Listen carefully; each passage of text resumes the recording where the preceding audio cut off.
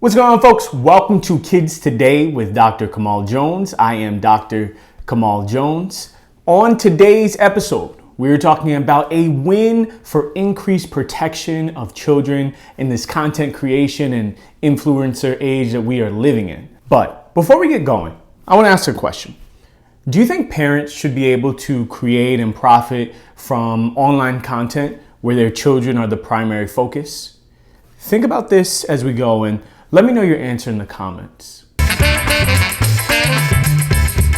I think we've all seen it, right? A social media influencer who has their child right in the middle of their videos. They're super cute. We watch the content because the kids are in there and it's just interesting to see the family dynamics. But sometimes you have to ask yourself, well, what's in it for the kids? Are there ways that they are being used in this situation? Is their best interest being kept at the center?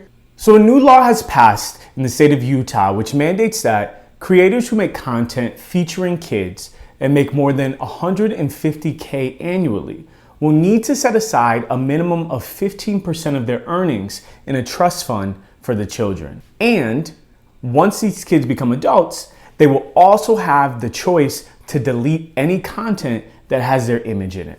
It's not clear if there's any distinction made between content that the kids are making themselves or content that parents are putting children in, presumably because both are able to be abused, given that any monetization always requires adult approval and management. Now, this law was inspired in Utah following the case of Ruby Franke, a YouTuber who has now been convicted of child abuse for essentially forcing her children to participate in social media content and committing awful forms of abuse, including starvation and physical violence.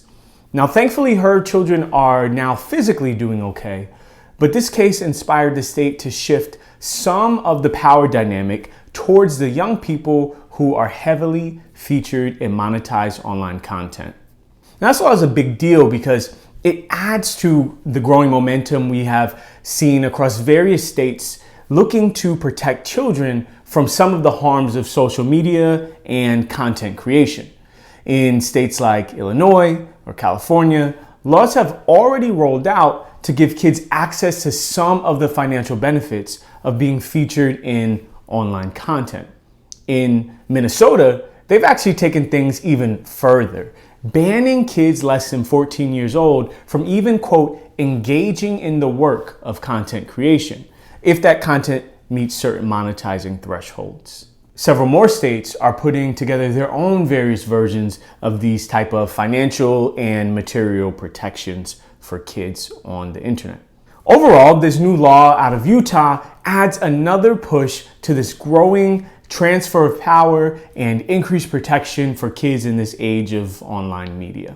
So, what are your thoughts? Do you think that kids should be able to be at the center of paid online content?